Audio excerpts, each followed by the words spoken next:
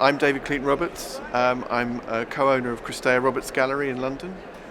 We're a print publisher and dealer based in Pall Mall in central London. I've always loved prints from a very early age. I think my first job was with a small auction house in London, and I came across a small portfolio of prints which I loved, and I ended up buying it for nothing, and I just was fascinated by the mediums and the techniques. Eventually, after working in an auction house for a few years, I ended up meeting Alan Cristea, who was one of the biggest print publishers in the world at the time, and went to work for him as a kind of junior, and I've been there 30 years now, worked my way up, and now we're partners.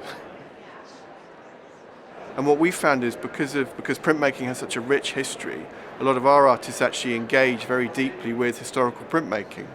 So for example, Julian Opie, who's a wonderful printmaker, he collects Japanese prints, he's curated shows of Japanese prints at the British Museum. Another artist we work with, Ali Banasada, he's looking at Jura prints, Shungawa prints, and they inform his own etching practice. And I think that's really important, that dialogue. And so when those contemporary artists come to the fair, of course they love to look at the contemporary prints, but where they almost always head, it's the old master booths or the Japanese print booths, because not only are they looking, they're actually buying and collecting. They sell their own prints, and with that money, they buy old master prints. So the centerpiece of our booth is this major new woodcut by the German artist Christiane Baumgartner. Baumgartner is a fantastic artist, very important to the print community in so much as her entire practice revolves around making prints. And what she's most famous for are these very, very large-scale woodcuts. What's interesting about Christiane is that she's fascinated by the combination of old historical techniques like woodcut with modern techniques like photography. So these are all based on photographs she takes. This one's the sun over the Baltic Sea, where she has a studio. She then transfers that photograph onto a wooden block, which she lies on top of and carves each line by hand, then inking and printing. So it's this wonderful hybrid of old and new. It also needs a very long view, so you've got this wonderful vista as you come into the fair, because as you get up close, each line becomes very abstract.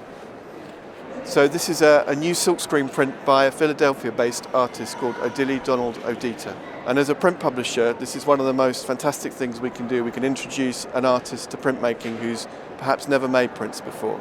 And we approached him with the idea of doing a print project. He came to London and worked in our studios there and produced this amazing multicolour screen print which really reflects his practice. And he came to the fair yesterday and he loves seeing it here. He's really engaged with the print community. His prints are now feeding back into his paintings work, and he's desperate to make more prints. And I think as the type of gallery we are for all us print publishers, when you get an artist and you can really engage them in the process, it is the most satisfying thing. So I'm delighted that we've been able to show this here for the first time. So this is a pair of prints by British-Nigerian artist called Yinka Shonibare. Yinka is part of the Nigerian pavilion at the Venice Biennale this year. We've worked with him for many years. This particular pair highlights the spiritual significance of twins in the Yoruba culture in Nigeria.